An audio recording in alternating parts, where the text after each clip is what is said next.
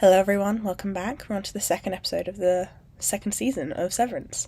Don't ask me about the lighting, I don't know what's going on, the sun's being a bit weird today. But yes, last episode, we were all welcome back to the Severance floor, supposedly 5 months after the previous season's events. There was an uprising, a macro data uprising. Everyone was like, should we stay, should we not? And then they all decided to stay. That was essentially it. And then there was a whole new team that we met very briefly, that I'm assuming will come back because it's a bit random to just introduce them and get rid of them straight away, especially because there's like notable actors there. I think I have to mention that a friend of mine got in contact with me after that episode and had his own theory about what was going on, and then it really changed my perspective on everything, because I'm like, wait, maybe he's right. And that theory is that the heli that we saw in that last episode is not actually any heli, but outie heli. I don't know.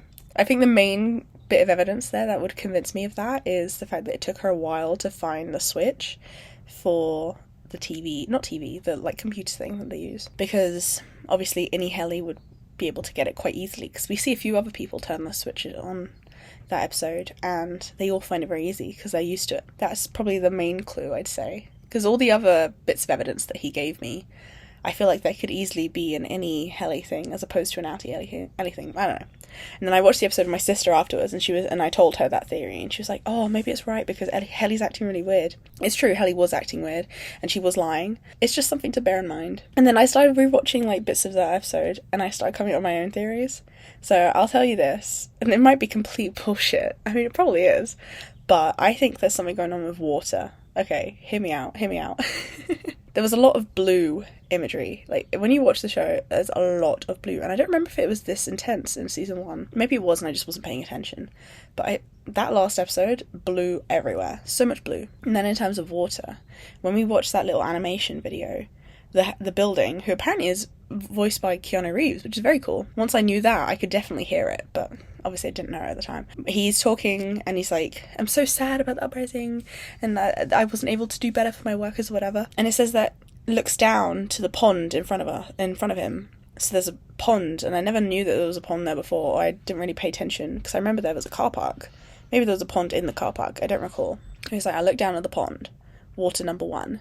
And then the water tank starts talking. Since when does a water tank get involved in this? And the water tank is making a pun about water as well. Oh, splashing time or some nonsense. 2 references to water there. Also, very blue, a lot of reflections, a lot of like watery type of imagery. The little girl, Miss Huang, was that her name?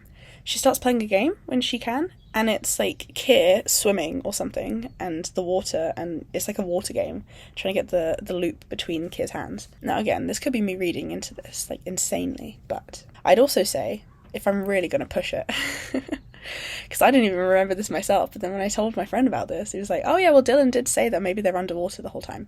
I don't think that they're underwater, I'm not going that far with it, but the fact that Dylan also had a water-based theory, and then also the fact that they live in a very, like, cold, snowy area. And what does snow turn into? Water.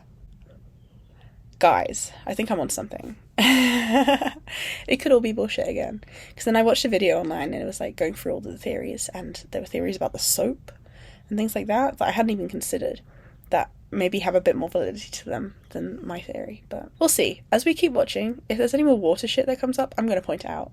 So look forward to that. But that's enough. Let's just get into it. David! No. Listen. Is this just a repeat? Oh, this is going to be the whole thing, but from the outie perspective, right? That's what's going on. Yeah. This is perfect. This is exactly what I wanted them to do, structure-wise. Look how his eyes are slightly teary. Is he going to slap her or hug her?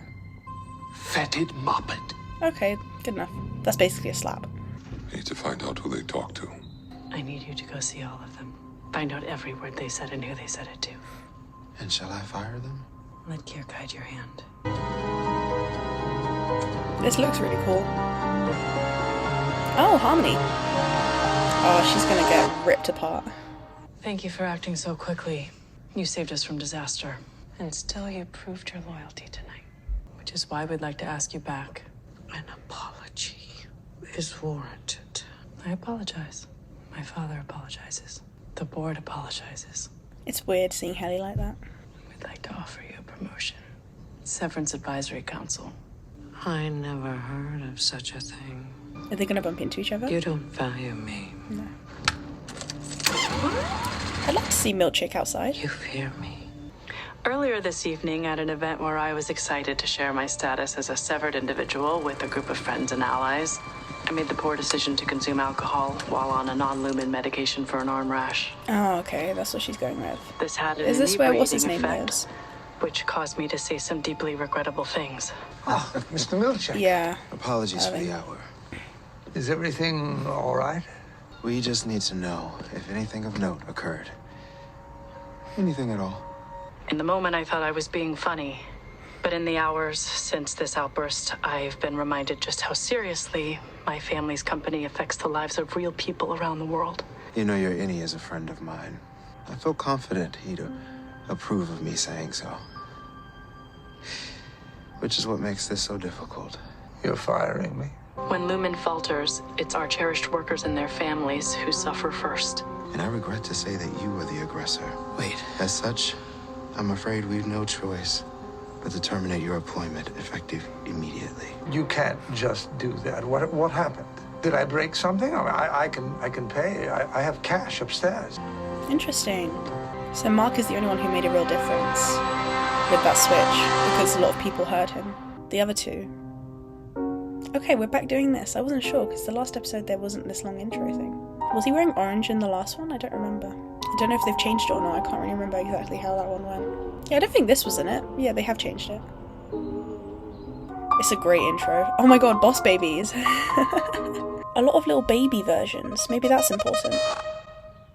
That's really disturbing. I love it. So what? So you said she's alive?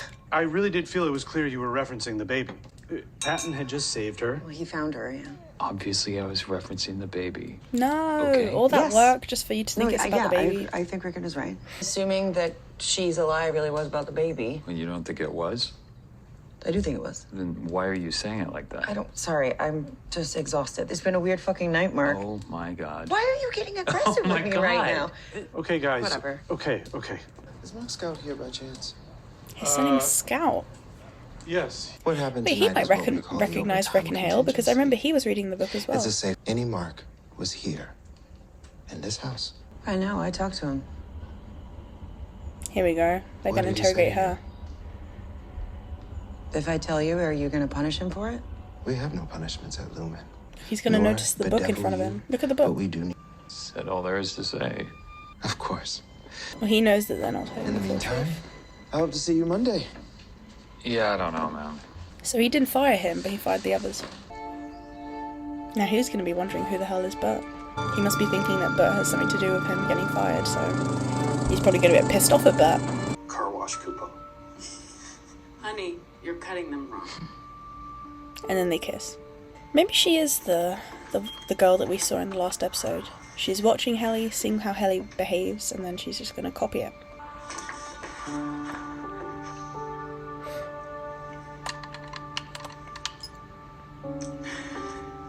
Does Milkshake just, like, permanently stay in this building? Why doesn't he go home? Hasn't he done his job? Fish tank. Water. I'm gonna keep going with this, even if it's bullshit. I'm in it now. Great doors. You are so awesome. Is this like a job interview? Yes, it is. So maybe it was 5 months. I think this is going to be a really great fit for me, Mr. Saliba. You know, Mr. Saliba. ever since I was a kid, I've always felt like doors. How old? How old were you when you knew you loved doors? Saliba. 5. If you could be any kind of door, what would it be? Turning door. The ones that ever go constantly. Pocket. Interesting. What's a pocket door? Tell me more. Glad finish or eggshell? Eggshell. Semi-gloss. Damn, he knows his shit. That's hot. You remind me of me, Dylan. I see it.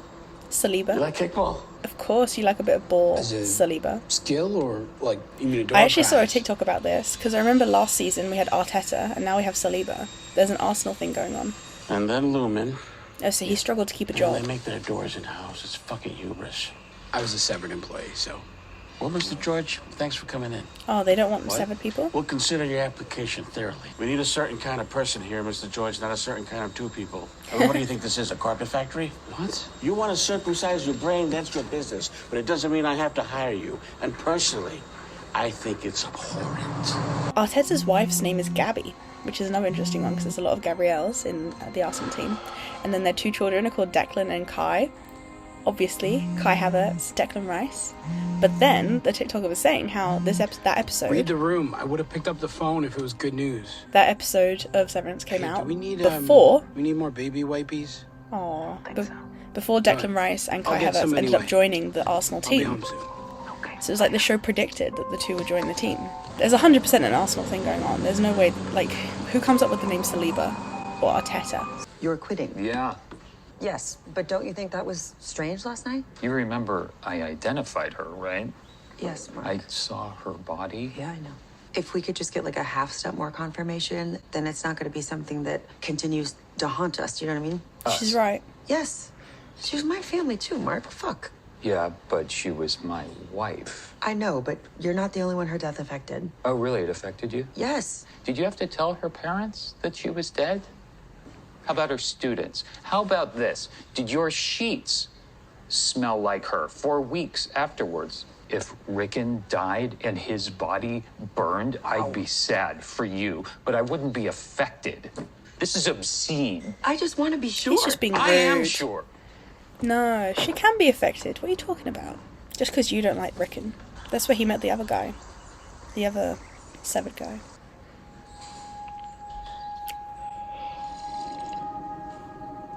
Oh, he's listening in. Wait, his hand said frolic. Didn't they have like a poster in the last episode that said something about frolicking? In the break room? My innie got the message. Oh, he wants to go back to work. He's calling Lumen. No way. What? So does Bert know? What the hell? And maybe he was just suspicious about who's this guy that's outside my door. And he's followed him from there. It's either that or he actually knows who Irving is. Pineapple. How happy are you with your current financial compensation? I ask because our endearment to you is such that a 20% bump is on the table. Bloody should hell. you return? 20% is significant. Wow. My second question is whether a full investigation into your innie's claims and regular wellness checks from independent orgs would help you feel more excited to return. My third question concerns your late wife, Gemma. You said since she died, every day feels like a year, that you felt like you were choking on her ghost. Do you still feel that way, Mr. Scout? Maybe. The Mark I've come to know at Lumen is happy. He's found love. Love? The solace you have given him down there will make its way to you. It just takes time. No, not really. I hope you'll give us that time. So this isn't what he was telling Mark in the last episode. He said that Mark was begging to come back. Seems to be the other way around. Do you think you could have two sexualities between your innie and your outie? Okay, so it wasn't 5 months, it was like a couple days. So many lies. So many damn lies. Also, why do all these cars look so old? So who are you bringing into MDR? Myself. I've got a floater from overseas and a pair who were laid off from 5X. Okay, so the Italian and then the other two. We need Mark S. back to work. Go on ahead. Long enough to complete Cold Harbor. Cold Harbor. See you tonight. So is it this door that he's painting? The one with the downwards arrow? Okay, well, if you're there, please, listen. They're my friends. You can't just make them disappear. This is when she decides to go in, as Helly. Of course, I bear full responsibility. The board's going to give him what he wants, including Heliar. He won't finish without them. They're giving Heliar or they're giving her? Okay, so it's probably been like, what, a week since everything that happened in the first season? Maybe even less than that? 3 days of work. I broke a fucking lease in Grand Rapids. Aww. Touch me. Give me another reason to sue. 3 days. Fuck you, Lumen! Okay, now this is the real thing. Which version are you? She doesn't like going down, does she? That face. She doesn't look happy. She must be getting severed, right? that Cobell? Hello, Mark. Just back from work. Who are you? You were in my house. I ate your shitty fucking cookies.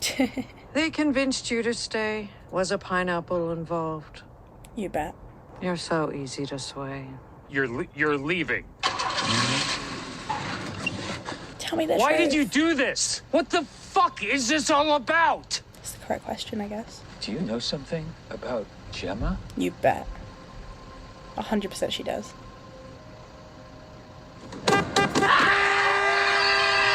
Woman!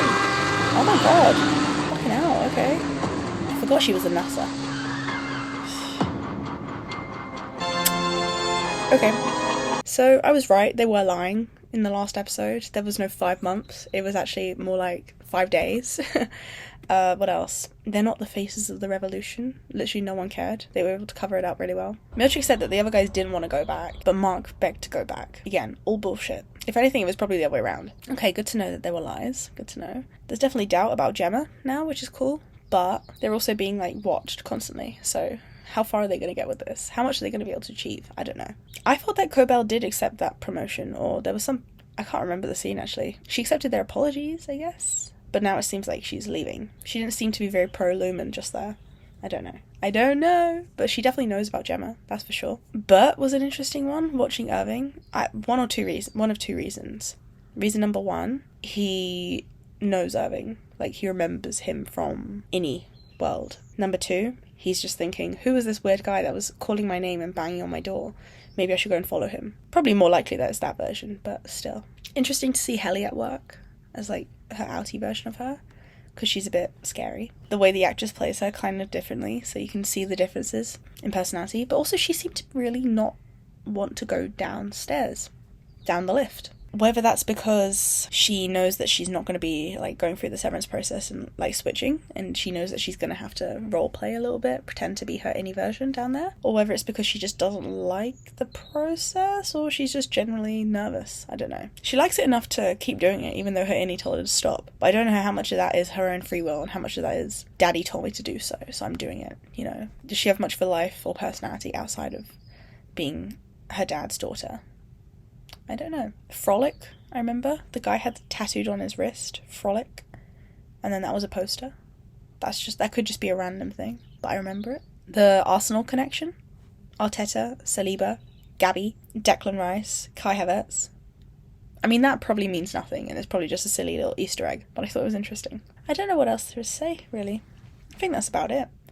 That just fills in all the questions that I kind of had from last episode about how much of this stuff that they're being told is true. Maybe I don't really have an eye for other clues, because I'm sure there's other stuff in there that I just didn't latch onto. Yeah, maybe that's it. But thank you guys for watching, and I'll see you in the next one. Bye.